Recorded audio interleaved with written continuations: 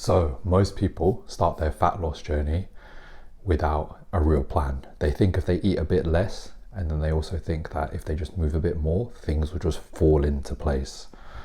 So if you want real lasting results, you need to work on your body like a project.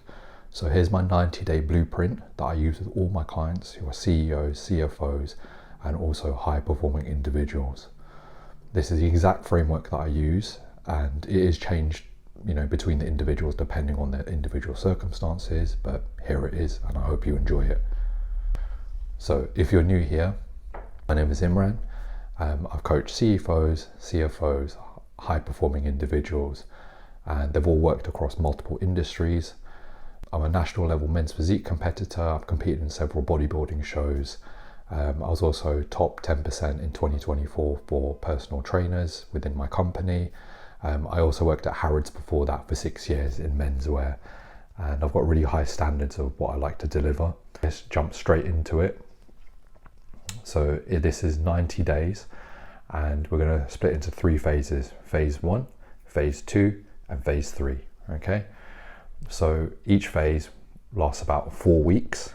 Just remember that. Okay, this is phase 1, and this is the foundation phase, the first 4 weeks. So we're going to establish structure, we're going to build habits and prime your metabolic rate. We're going to do this with 3 to 4 resistance training sessions, 3 to 4 cardio sessions of low intensity steady state cardio. We're going to focus on technique and consistency. We're going to do a moderate calorie deficit, so about 10%, nothing too extreme. And we also want to make sure protein is at 2 grams per kilo of your body weight. We're going to do sleep at 7 hours, and also monitor ways you can get into bed a bit earlier. So for example, you notice that you're on your phone a few minutes before bed, it keeps you up at night, or you have to get up early a certain day, just go to sleep earlier. Sleep is so important for muscle building and fat loss, so it's very key. Supplements, we're going to do something like multivitamins and vitamin D, vitamin C, and also some magnesium. Very basic, nothing too extreme. So you need to make sure that you're at least like in the 80 to 90% sort of rate of hitting the training and the diet that you've been outlined. So for example, say 1 day out of 7, you can kind of not miss, but you have a little bit of damage control that you can do. But again, we want to stay in a good structure because this is where the foundations are built. Phase 2, this is weeks 5 to 8, and we're going to push a bit harder now. You're going to aim for 4 to 5 training sessions. Cardio, keep it at 2 to 3 times a week, but you want to increase the intensity a bit more of the cardio. So we're going to further decrease the deficit of calories to, say for example, if you're at 10%, you want to go down to 15% or even 20% if possible. Protein still remains the same, and you monitor your hunger as well. Sleep hygiene needs to be locked in, so you need to make sure you're still getting your 7 hours. Again, monitor times where you can't sleep, and you try and work out ways you need to get better sleep for it. And now you can add in some recovery tactics. If you have time, I'd add in something like the sauna, red light sauna. If you're really advanced, you can do hyperbaric oxygen chamber, red light sauna, things like that to help with recovery. And they also help with fat loss too. Supplementation. So now if you feel as if your energy levels are depleting, you can add in a pre-workout. So something like, caffeine, double espresso. That's really simple. That's what I use personally. Or you can use like a non-stim pre-workout. Other things, L-carnitine, that's a really good one to add in. Something like 1,000 milligrams a day. That would be a good dosage to add in.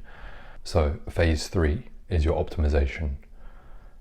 And this is going to be weeks 9 to 12. So this is where most people fail, because they get past a certain point and they're like, I can just give up because I've got some early wins now and I can revert back to my diet, or I can start building tissue now, or I can start, increasing calories because I've been on a deficit for, like 8 weeks, and that's enough time for them. But no, you still need to stay in the deficit. You need to do your sessions to keep everything the same. However, what I would say is potentially, if you can, increase the load of the weights. So you're doing 6 to 8 reps in these workouts. Therefore, you'll retain your strength a bit more and you'll hold on to muscle tissue a bit more. Keep your cardio up and maybe add in an extra day if you can, because that will really help drive the fat loss even more, because it's like a snowballing effect. We want to keep compounding the fat loss as we go along. Nutrition, you can have one cheat meal per week, that's it, but don't go crazy, and still keep it within, you know, like a monitored level. So for example, burger and chips or steak and chips is fine, something like that, that will be absolutely okay. Monitor your hunger levels and then try to understand what you can do to combat it. Something that I use is fizzy drinks. They are really helpful to combat hunger, because your stomach gets filled up with bubbles and you're like, oh, like I don't really need to eat as much because my stomach's full. I feel full from these fizzy drinks. In terms of your lifestyle, you may need to come to the point where you have to say no to people if it doesn't fit with your goals where you want to go, but you may have to avoid the party here and there. And you just need to sort of keep yourself accountable and be like, I'm working on this project myself. After this, you can enjoy yourself, but within reason. Make sure that you have a good social circle around you and they understand what you're doing. Try to avoid people that try to feed you cake, chocolate, sweets, things like that, or, you know, just avoid them completely if you can. You should have lost about, I would say half a kilo to 1 kilo per week. So if you've been following this correctly, you should have like a loss of say 12 kilos potentially. That's a potential. Again, it's not the same with everybody else, but there is that there. And also, I would say your measurements and your pictures should show it too.